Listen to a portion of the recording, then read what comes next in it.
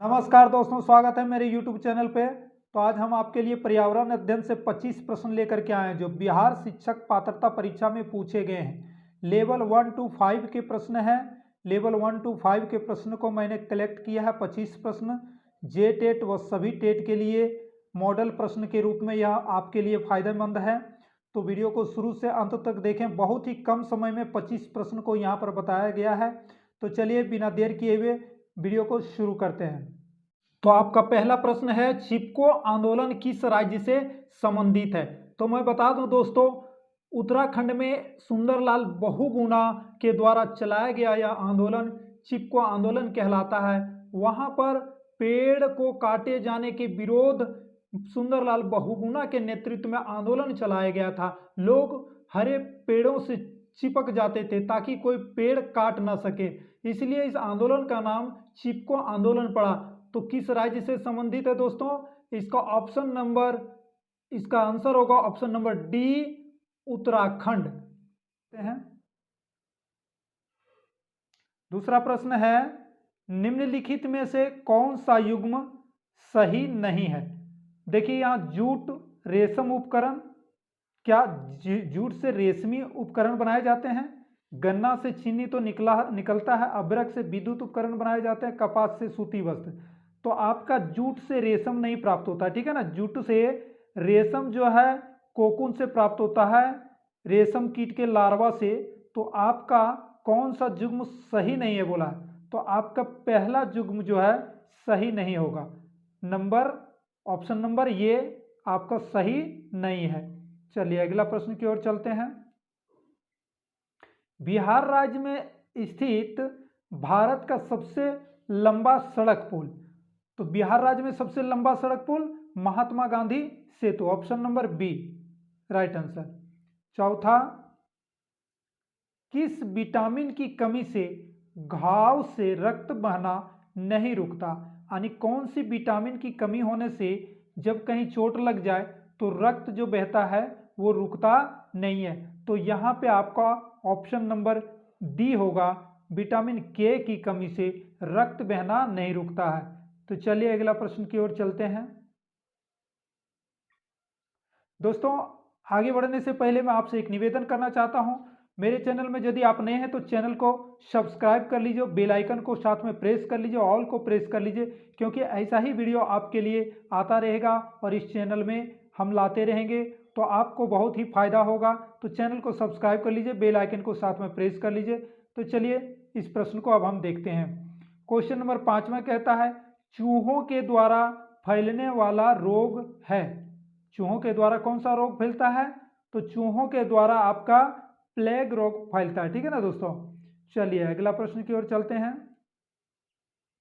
प्रश्न नंबर 6, प्राथमिक समाजीकरण है। प्राथमिक समाजीकरण क्या है? शुरुआती उम्र में परिवार एवं मित्रों से सीखना, किशोरावस्था में समाज से सीखना, ये तो नहीं होगा। प्राथमिक स्तर पर समाज से सीखना, ये भी नहीं होगा। शिक्षकों का अनुसरण करना, ये भी नहीं होगा। प्राथमिक समाजीकरण यानी शुरुआती उम्र में परिवार एवं मित्रों से सीखा जाता है, जिससे हमें समाजीकरण की सीख आती है, ठीक है ना। तो ऑप्शन नंबर ये आपका राइट आंसर होगा। चलिए अगला प्रश्न की ओर चलते हैं। देखिए 7वां प्रश्न कहता है, निम्न में कौन सा खरीफ की फसल नहीं है? तो आप देख सकते हैं चावल खरीफ का फसल है, गन्ना भी खरीफ का फसल है, मक्का भी खरीफ। गेहूं जो है खरीफ का फसल नहीं है, क्योंकि नवंबर दिसंबर में ये बोया जाता है, ठीक है। तो अक्टूबर नवंबर में बोया जाता है। तो आपका यहाँ पे कौन सा खरीफ फसल नहीं है सो पूछा, तो right answer C option number होगा, ठीक है। तो चलिए अगला प्रश्न की ओर चलते हैं। अगला प्रश्न ये 8वां प्रश्न कह रहा है, निम्न में से कौन सा पदार्थ बायोगैस संयंत्र में प्रयोग नहीं होता है? तो आप देख सकते हैं बायोगैस संयंत्र में पशुमल प्रयोग किया जाता है, खनिज तेल का भी प्रयोग किया जाता है, जैव कचरा भी, मानव मल का प्रयोग नहीं किया जाता है। यानी यहाँ आपका बोला है बायोगैस संयंत्र में किसका प्रयोग, कौन सा पदार्थ का प्रयोग नहीं होता है, सो आपको पूछा है प्रश्न में। तो आपका यहाँ पे राइट आंसर होगा मानव मल। चलिए अगला प्रश्न की ओर बढ़ते हैं। भारत का राष्ट्रीय पक्षी कौन सा है? तो भारत का राष्ट्रीय पक्षी कौन सा है दोस्तों? मोर। चलिए अगला प्रश्न की ओर बढ़ते हैं। खाद्य श्रृंखला में ऊर्जा का प्रवाह होता है। खाद्य श्रृंखला में ऊर्जा का प्रवाह होता है एक दिशीय, बहुदिशीय, चक्रीय, उभय दिशीय। दोस्तों मैं बता दूं, खाद्य श्रृंखला में ऊर्जा का प्रवाह एक दिशीय होता है, क्योंकि जो ही ऊर्जा जो है किसी, जैसे सूर्य से सबसे पहले ऊर्जा प्राप्त होती है, उसके बाद यहाँ पे जो खाद्य श्रृंखला है उसमें आपका 10% का रूल आप पढ़े होंगे कि ऊर्जा धीरे धीरे धीरे धीरे जब एक से दूसरे में, दूसरे से तीसरे में, चौथे में जाता है तो वो क्षति होते जाता है। तो इस प्रकार से ऊर्जा का एक दिशीय होता है, वो फिर वापस नहीं होता है। तो ये एक दिशीय आपका होगा ऑप्शन नंबर ये। तो चलिए आपका अगला प्रश्न की ओर चलते हैं। प्रश्न नंबर 11 कह रहा है पारितंत्र में ऊर्जा का प्राथमिक स्रोत। तो पारितंत्र में ऊर्जा का प्राथमिक स्रोत क्या है? सूर्य का प्रकाश। Option number B right answer. चलिए अगला प्रश्न की ओर चलते हैं। बिहार राज्य में लीची के उत्पादन में कौन सा जिला अग्रणी है? तो बिहार राज्य में लीची के उत्पादन में मुजफ्फरपुर आ गया दोस्तों। ऑप्शन नंबर सी आपका राइट आंसर होगा। चलिए अगला प्रश्न की ओर। बिहार राज्य के निवासियों का मुख्य भोजन क्या है? तो बिहार में अधिक से अधिक धान की उपज होती है, ठीक है ना, तो वहां पे क्या होगा? चावल, मुख्य भोजन चावल है। चलिए 14वां प्रश्न कह रहा है भारत में पूर्व से पश्चिम की ओर बहने वाली सबसे लंबी नदी, इन नदियों में सबसे लंबी नदी ऑप्शन नंबर सी ताप्ती नदी। ठीक है दोस्तों। चलिए अगला प्रश्न की ओर चलते हैं। बच्चे दुनिया के बारे में अपनी समझ का सृजन करते हैं, इस कथन का श्रेय किसको जाता है? यानी यह कथन किसने कहा है? तो यह कथन पियाजे ने कहा है। पियाजे ने बोले हैं कि बच्चे दुनिया के बारे में अपनी समझ का सृजन करते हैं, स्वतः वो सृजित करते हैं। तो चलिए दोस्तों अगला प्रश्न की ओर चलते हैं। प्रश्न नंबर 16 सतत एवं व्यापक मूल्यांकन की एक तकनीक है। सतत व एवं व्यापक मूल्यांकन की एक तकनीक क्या है? देखिए, सत्र मूल्यांकन सत्र के अंत में किया जाता है। निदानात्मक मूल्यांकन आप पाठ पढ़ा रहे हैं, उसके बीच में आप देख रहे हैं कि क्या बच्चा समझ पा रहा है कि नहीं, उस पीरियड में होता। इकाई मूल्यांकन पूरे एक इकाई का होता।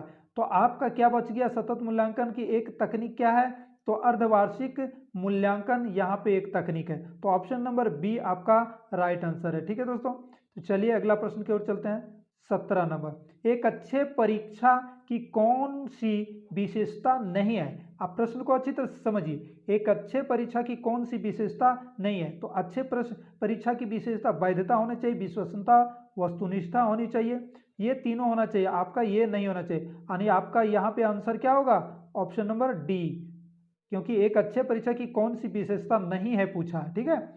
चलिए अगला प्रश्न की ओर चलते हैं। 18 नंबर प्रश्न, छात्रों में रटने की प्रवृत्ति रोकने हेतु कैसे प्रश्न पूछने चाहिए? देखिए, रटने की प्रवृत्ति रोकना है यहाँ पर, है ना, तो वस्तुनिष्ठ प्रश्न आप पूछ सकते हैं क्या? नहीं पूछ सकते हैं, इसमें फिर रटना पड़ेगा। लघु उत्तरीय ये भी रटना पड़ेगा, दीर्घ उत्तरीय ये भी रटना पड़ेगा। आप निबंधात्मक बोलिए तो उसमें क्या होगा? तो यहाँ पे क्या होगा? वो समझ जाएंगे विषय वस्तु को, तो रटेंगे नहीं, वो आपका प्रश्न का उत्तर दे देंगे। तो ऑप्शन नंबर डी यहाँ पर सही होगा। चलिए अगला प्रश्न की ओर चलते हैं। 19 नंबर, पौधों के विभिन्न भागों के शिक्षण हेतु आवश्यक है। देखिए, पाठ्य पुस्तक नो, श्यामपट नो, पौधों का चित्र भी नहीं। सबसे अच्छा ऑप्शन यहाँ पौधों का अवलोकन है ना, तो सबसे बढ़िया राइट आंसर क्या होगा? ऑप्शन नंबर बी यहाँ सही उत्तर होगा।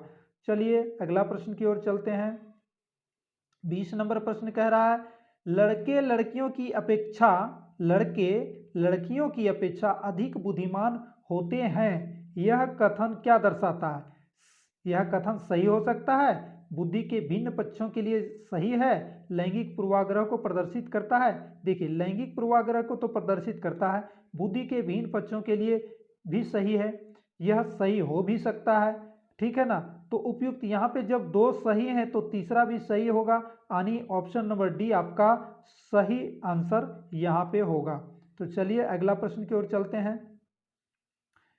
प्रश्न कह रहा है पर्यावरण अध्ययन में क्षेत्र भ्रमण का मुख्य उद्देश्य होता है, क्या होता है? क्षेत्र भ्रमण का क्या उद्देश्य है? पिकनिक मनाना, मनोरंजन, प्रत्यक्ष ज्ञान, सरकारी योजना का निर्वाह। आप देख रहे हैं पर्यावरण अध्ययन की बात किया जा रहा है, तो पर्यावरण अध्ययन के लिए क्षेत्र भ्रमण किया जाता है प्रत्यक्ष दर्शन के लिए। तो आपका सही आंसर क्या होगा? ऑप्शन नंबर सी, प्रत्यक्ष ज्ञान। ठीक है, प्रत्यक्ष ज्ञान के लिए। तो चलिए अगला प्रश्न की ओर चलते हैं। प्रश्न नंबर 22, प्राथमिक स्तर पर पर्यावरण अध्ययन के लिए कौन सी विधि प्रभावशाली है? देखिए, योजना विधि, कहानी विधि, व्याख्यान विधि, वाद विवाद विधि। प्राथमिक स्तर पर पर्यावरण अध्ययन के लिए कौन सी विधि प्रभावशाली है?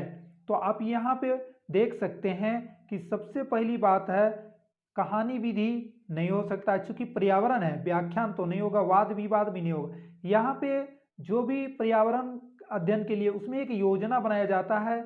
आप कहीं पे भ्रमण के लिए ले जाइए, कहीं पे कुछ कीजिए, है ना, कहीं पे आप प्रत्यक्ष उसको दिखाइए, यानी एक योजना विधि से आपको सबसे प्रभावशाली, यहाँ पे बोल रहा है प्रभावशाली की बात बोल रहा है। ऐसे तो हम सब विधि से पढ़ा सकते हैं, लेकिन व्याख्यान विधि से तो बिल्कुल नहीं पढ़ाना है बच्चों को।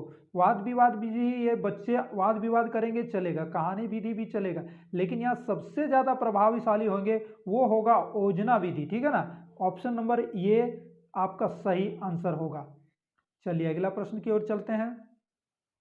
प्रश्न नंबर 23, निम्न में से कौन सा एक अभिप्रेरित शिक्षण का संकेत होता है?